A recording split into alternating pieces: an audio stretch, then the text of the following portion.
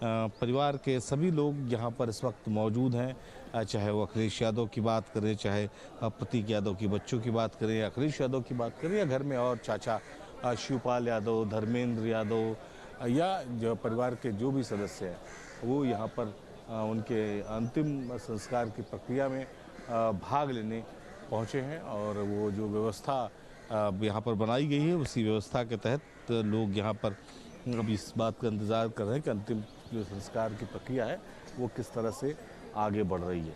तो जैसा मैंने बताया कि भीषण गर्मी है, और उस गर्मी में इस तरह के कार्यक्रमों में पहुंचना जो है वो आसान नहीं होता। और चूँकि यहाँ पर घाट पे भी गर्मी है, और घाट पे चूँकि चिताएँ जलती है, तो लिहाजा उसकी वजह से भी यहाँ पर काफ़ी जो है वो टेम्परेचर बढ़ा हुआ होता है।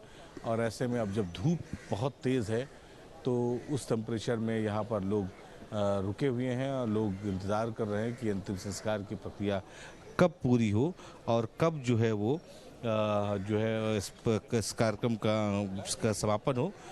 जैसा मैंने बताया कि हर वर्ग के लोग, हर समाज के लोग और हर राजनीति के लोग, राजनीतिक दल के लोग, हर विचारधारा के लोग यहाँ पर पहुँचे हुए हैं।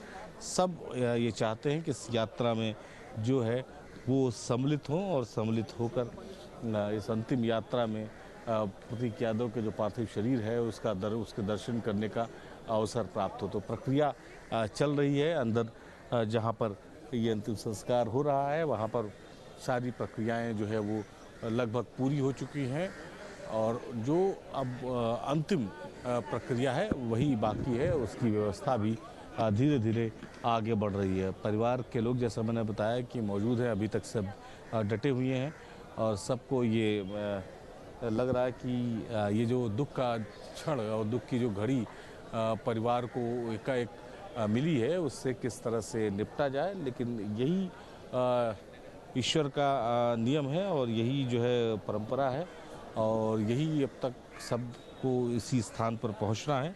और इसी मनोबल के साथ, इसी जो ढाढ़स के साथ धीरे धीरे परिवार आगे बढ़ेगा। लेकिन चूंकि प्रतीक की अभी 2 छोटी छोटी बेटियां हैं, और बहुत कम उम्र नहीं थी, प्रतीक महज 38 साल के थे।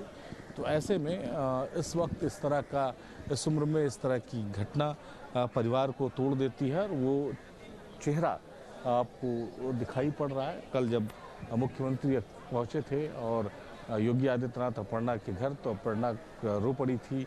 प्रदेश अध्यक्ष पहुंचे थे तो अपर्णा की आंखों में आंसू थे, और परिवार के लोग भी जो पहुंचे थे वो सब बहुत दुखी दिखाई पड़ रहे थे जब लोग श्रद्धांजलि दे रहे थे।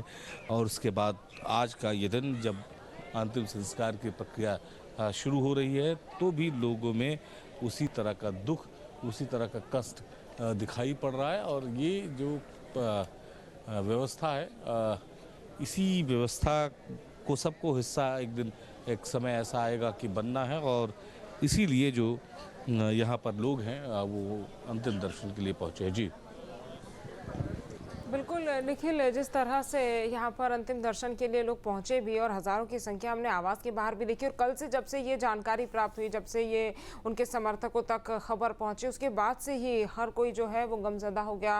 और आज भी हमने देखा कि किस तरह से नम आँखों से विदाई दी गई। लेकिन अब अगर बात की जाए यहाँ पर तमाम जो कार्यक्रम हो रहा है अंतिम संस्कार का, उसमें अब कितना समय बचा है? पूजा संपन्न हो गई है, विधि विधान से अंतिम संस्कार कर लिया गया है, उसको लेकर क्या अपडेट है अभी?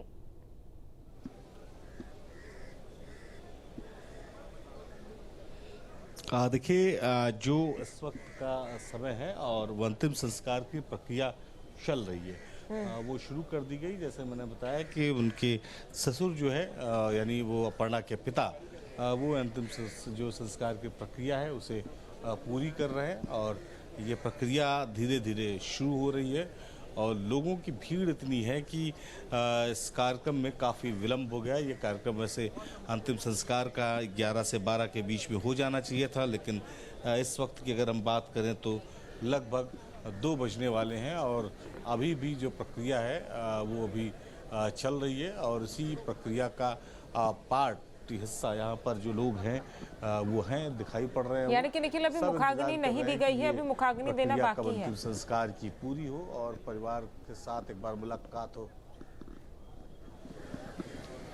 बिल्कुल प्रक्रिया जैसे मैंने बताया कि वो चल रही है और वो जो तस्वीर है उसके ज़रिए हम दिखाएंगे कि अभी मुखाग्नि की प्रक्रिया चल रही है। जल्दी मुखाग्नि की प्रक्रिया पूरी कर ली जाएगी और उसके बाद जो है परिवार के लोग फिर इधर आके बैठ जाएंगे। जो उनके लिए जो बफर जोन बनाया गया है उस जोन में आके बैठ जाएंगे, जिसमें से परिवार के लोग पहले से ही बैठे हुए हैं। उसके बाद जो है ये तय होगा कि उसके बाद अंतिम संस्कार जब कंप्लीट हो जाएगा और तो जो है अगला प्रोसीजर यहाँ पर स्टार्ट होगा, लोग एक दूसरे से मिलेंगे। जी। और देखिए सबसे बड़ी बात यह है कि राजनीति से दूर रहने के बावजूद भी आज जो तस्वीर हम देख रहे हैं, हजारों की संख्या में लोगों का पहुंचना, इतनी गर्मी है लेकिन उसके बावजूद वहां पर उनके समर्थकों का रहना कहीं ना कहीं दर्शाता है कि जनता के बीच भले ही वो बहुत ज़्यादा सोशल नहीं थे, लेकिन चूंकि अगर उनके करीबियों से भी जिस तरह से आपने कुछ समय पहले बात भी की थी, तो उन्होंने जैसा कहा कि वो लोगों के साथ बहुत प्रेम से मिलते थे, बहुत अच्छे से बात करते थे। ये भी एक बहुत बड़ी वजह है कि आज यहाँ पर इतनी संख्या में लोग हम देख पा रहे हैं।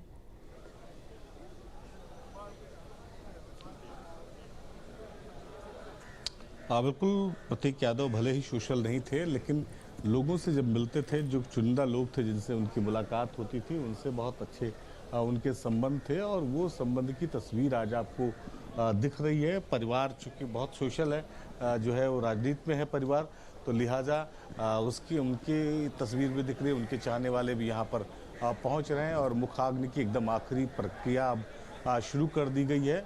आखिरी जो लकड़ी जो है वो जो शव है उसको रखने के बाद जो लकड़ियाँ रखी जाती हैं वो रखने की प्रक्रिया अब शुरू हो गई है। थोड़ी देर में ही मुखाग्नि की प्रक्रिया भी हो जाएगी और उसके बाद जो अंतिम संस्कार है वो शुरू हो जाएगा। अभी जो पूजा का दौर चल रहा था उसे कंप्लीट किया गया है और प्रक्रिया को आगे बढ़ा दिया गया है।